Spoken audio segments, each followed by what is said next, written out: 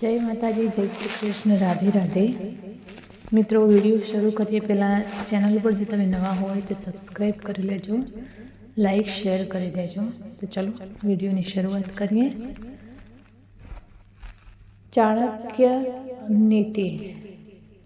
જે લોકો તમારું અપમાન કરે છે તેઓ પણ એક દિવસ તમારી સામે ઝૂકશે.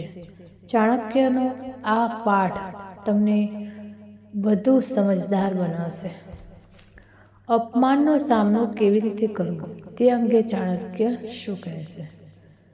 ચાણક્યની નીતિ.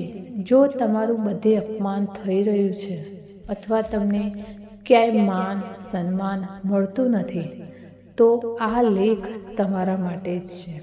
આજે અમે તમને જણાવીશું કે આ પરિસ્થિતિમાંથી કેવી રીતે બહાર નીકળવું અને વધુ સારા અને સફળ વ્યક્તિ કેવી રીતે બનવું. ચાણક્ય નીતિ.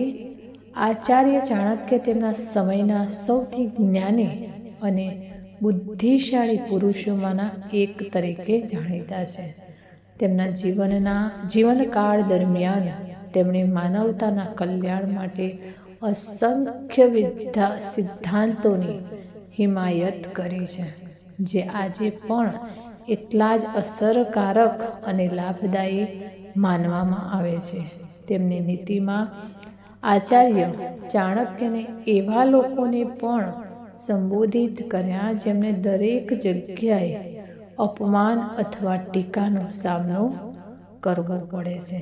તેમણે કહ્યું કે વ્યક્તિના જીવનમાં સન્માનનું ખૂબ મહત્વ છે. વ્યક્તિ પોતાના ઘર, સમાજ અને પરિવારમાં આદર ઈચ્છે છે. જો કે ક્યારેક સન્માન અને આદરને બદલે તેઓ ટીકા, ટોણા અને અપમાનનો સામનો કરે છે.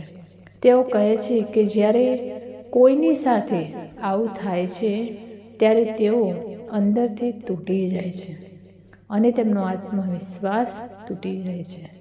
આચાર્ય ચાણક્યએ એવી પરિસ્થિતિઓ માટે ચોક્કસ પાઠ આપ્યા જે વ્યક્તિને ફરીથી મજબૂત બનાવી શકે છે. તો ચાલો જાણીએ કે જો તમારી સાથે આવું થાય તો તમારે શું કરવું જોઈએ. જે લોકો તમારું શોષણ કરે છે તેમનાથી દૂર રહો. આચાર્ય ચાણક્ય કહે છે કે જો તમારું વારંવાર અપમાન થાય છે તો તમારે તે સ્થાન છોડી દેવું જોઈએ જ્યાં તે થઈ રહ્યું છે, અથવા તમારે તે વ્યક્તિને છોડી દેવી જોઈએ જે તમારું અપમાન કરી રહ્યું છે. જો તમે સમયસર તેની પાસેથી પોતાને દૂર નહીં કરો તો તમારું આત્મસન્માન સંપૂર્ણપણે નાશ પામશે. જીવનમાં તમારી જાતને એવા લોકોથી ઘેરી લો જે તમારો આદર કરે છે, તમને પ્રેરણા આપે છે અને તમારી શક્તિઓને સમજે છે. પોતાને નબળા ના સમજો. આચાર્ય ચાણક્ય કહે છે કે ક્યારેક જ્યારે આપણું અપમાન થાય છે ત્યારે આપણે વિચારવા લાગીએ છીએ કે ભૂલ આપણી પોતાની છે.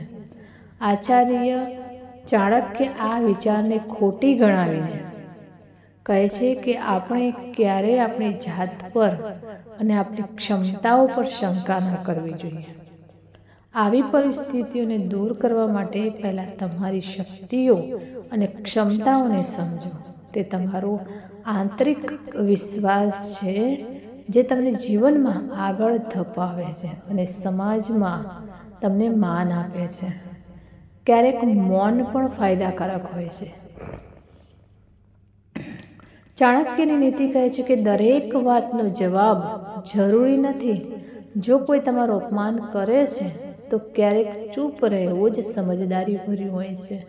ચાણક્ય કહે છે કે સમજદાર વ્યક્તિ યોગ્ય સમય હોય ત્યારે જ જવાબ આપે છે. ખોટા સમયે બોલાયેલા શબ્દો ખૂબ નુકસાન પહોંચાડી શકે છે.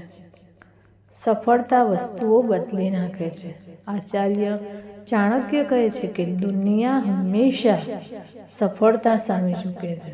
તેથી જ તેમણે પોતાના કહેવતોમાં કહ્યું હતું કે વ્યક્તિને જીવનમાં હંમેશા સખત મહેનતની જરૂર હોય છે. જ્યારે તમે સખત મહેનત કરો છો અને જીવનમાં આગળ વધો છો ત્યારે તમને મહાન ઊંચાઈ સુધી પહોંચતા કોઈ રોકી શકતું નથી. વધુમાં જ્યારે તમે મહાન ઊંચાઈ પર પહોંચો છો ત્યારે જે લોકો એક સમયે તમારું અપમાન કરતા હતા તે જ લોકો તમારો આદર કરવા લાગશે. તો મિત્રો, અહીંયા સુધી હતો આજનો વિડીયો ચાણક્યની નીતિ. તો કેવો લાગ્યો પ્લીઝ કોમેન્ટમાં જરૂર જણાવશો અને લાઈક શેર કરી દેજો. કોમેન્ટમાં જય શ્રી કૃષ્ણ લખજો. ફરી મળીશું આવા જ એક નવા વિડીયો સાથે. ત્યાં સુધી નમસ્તે. કંઈ ભૂલ ચૂક હોય તો માફ કરજો.